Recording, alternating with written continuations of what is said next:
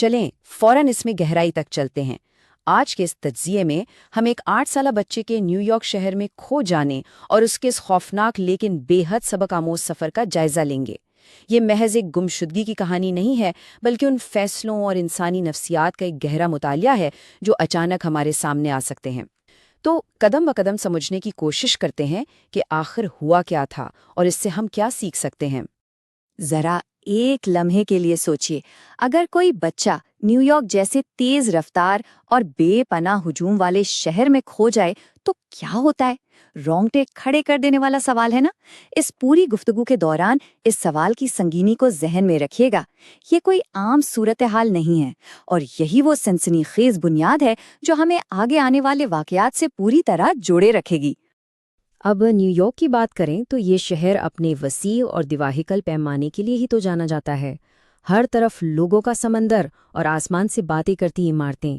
لیکن ذرا ایک گمشدہ بچے کی نظر سے دیکھیے، یہ ہجوم، یہ شور اور یہ فلک بوس عمارتیں اب محض ایک خوبصورت منظر نہیں رہتیں، بلکہ ایک ڈراؤنی اور نہ ختم ہونے والی بھول بھلیا بن جاتی ہیں، جہاں ہر گزرتے سیکنڈ کے ساتھ خطرہ اور الجھن کئی گنا بڑھ جاتی ہے۔ صرف 8 سال، جی ہاں، پیٹر کی عمر محض 8 سال تھی۔ ہم سب جانتے ہیں کہ اس عمر میں بچوں کی دنیا کو سمجھنے اور فیصلہ کرنے کی صلاحیت کتنی محدود ہوتی ہے، اور اس خطرے کو کس چیز نے مزید بڑھا دیا؟ وہ بیگ۔ والدین نے اسے ایک بیگ پکڑا دیا تھا جس میں ان کا اپنا بٹوا اور ہوٹل کا کارڈ موجود تھا۔ بظاہر تو یہ ایک چھوٹی سی تفصیل لگتی ہے، لیکن یقین مانیے اس کہانی میں اس کے اثرات بہت بہت گہرے ہونے والے ہیں۔ اب یہاں جو بات سب سے زیادہ دلچسپ اور قابل غور ہے وہ ان غلطیوں کا موازنہ ہے۔ ایک طرف والدین ہیں جنہوں نے کھانا لانے کے لیے ایک 8 سالہ بچے کو قیمتی سامان کے ساتھ اس ہجوم میں اکیلا چھوڑنے کی غلطی کی، اور دوسری طرف پیٹر ہے جس نے صرف ایک کھلونا روبوٹ دیکھنے کے لیے اپنی جگہ چھوڑ دی۔ دیکھا جائے تو دونوں فیصلے اپنی جگہ چھوٹے لگتے ہیں، لیکن جب یہ ملتے ہیں تو ان کا مشترکہ نتیجہ ایک بہت بڑے طوفان کی شکل اختیار کر لیتا ہے۔ اور پھر وہ دل دہلا دینے والا لمحہ آتا ہے۔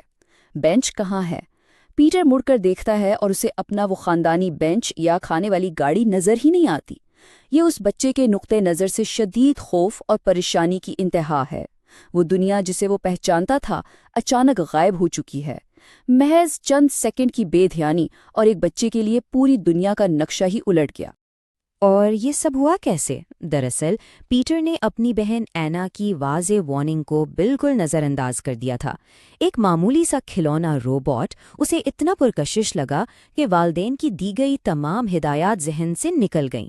یہ لمحہ ہمیں بہت زبردست طریقے سے بتاتا ہے کہ بچوں کی توجہ کتنی آسانی سے بھٹک سکتی ہے، اور اسی لیے ہجوم والی جگہوں پر ان کی نفسیات کو سمجھنا اور ان پر مسلسل نظر رکھنا بالکل ناگزیر ہو جاتا ہے۔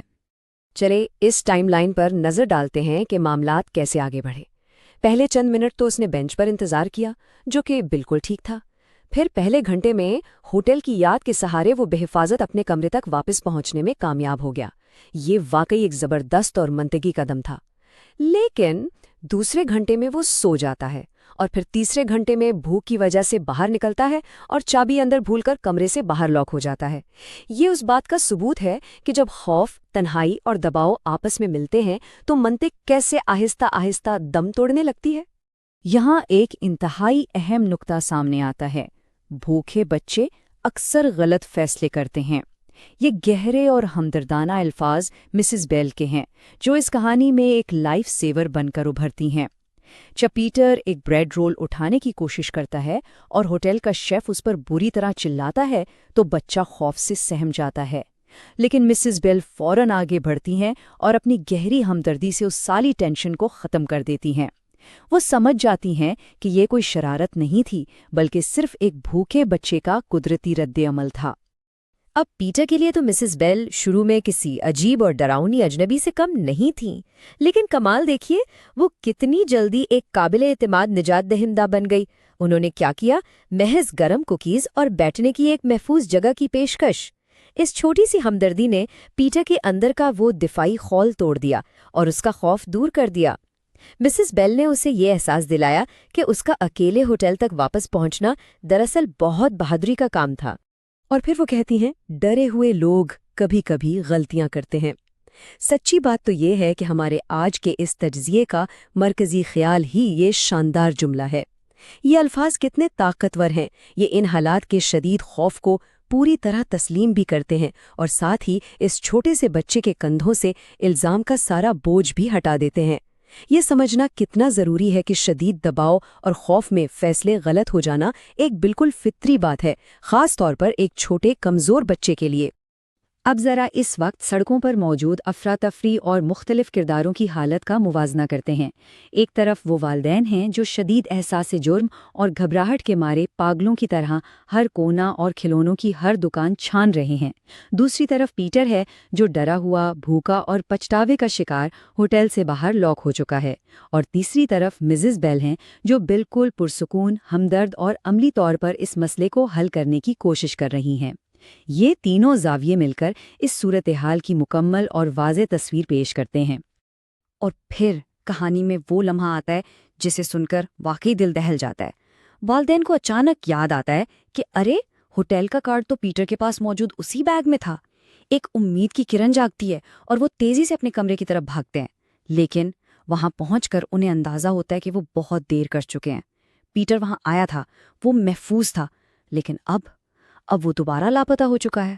یہ قریبی مس ان کی بے بسی اور خوف کو لفظاً کئی گنا مزید بڑھا دیتا ہے۔ اب ٹینشن بالکل اپنے عروج پر ہے۔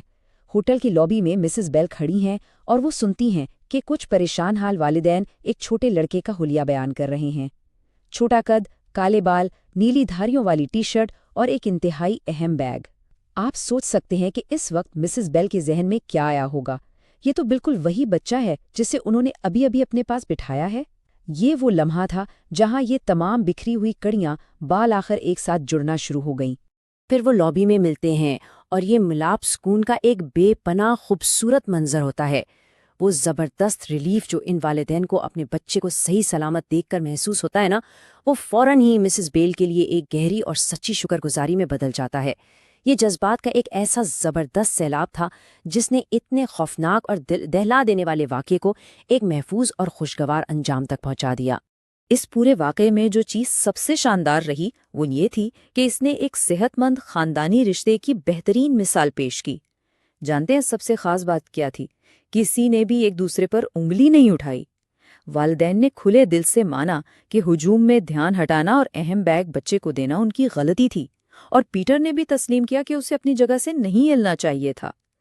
بغیر کسی الزام تراشی کے اپنی غلطیوں کا اس طرح اعتراف کرنا، سچ میں یہ ہم سب کے لیے ایک بہت بڑا سبق ہے۔ تو اس خوفناک تجربے کے بعد خاندان نے کیا ٹھوس حفاظتی اصول سیکھے؟ آئیے ان پر ایک نظر ڈالتے ہیں۔ پہلا قدم، چاہے کچھ بھی ہو جائے، طے شدہ ملنے کی جگہ کو کبھی نہیں چھوڑنا۔ دوسرا قدم، ہوٹل کی چابیاں، بٹوئے اور تمام قیمتی سامان ہمیشہ بڑوں کے پاس ہی محفوظ ہونے چاہیے۔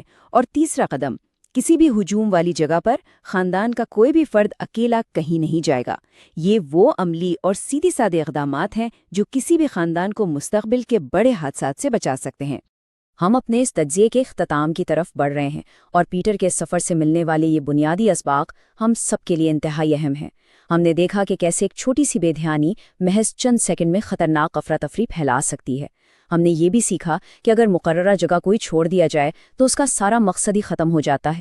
بھوک جیسی بنیادی ضرورت واقعی ایک بچے کی سوچنے سمجھنے کی صلاحیت کو دھندلا دیتی ہے۔ اور ہاں، مشکل وقت میں کسی اجنبی کی طرف سے ملنے والی ہمدردی کس طرح زندگی بچا سکتی ہے۔ اور سب سے بڑی بات، اپنی غلطیوں کو ماننا ہی سیکھنے اور بہتر ہونے کا سب سے پہلا قدم ہوتا ہے۔ اور اب اس گفتگو کو ایک آخری لیکن سب سے اہم سوال کے ساتھ ختم کرتے ہیں۔ خدا نہ خواستہ اگر کبھی ہجوم میں واقعی خاندانی علیحدگی ہو جائے تو کیا آپ کے خاندان کا ہنگامی منصوبہ حقیقی دنیا کی اس تیز رفتار افراتفری کا سامنا کرنے کے لیے پوری طرح سے تیار ہے؟ آج کے اس واقعے اور اس سے حاصل ہونے والے اسباق کی روشنی میں اس سوال پر ضرور گہرائی سے غور کیجیے گا، کیونکہ یاد رکھیے، بہترین تیاری ہی سب سے بڑی حفاظت ہے۔ یہیں پر ہمارا آج کا یہ تجزیہ اختتام کو پہنچتا ہے۔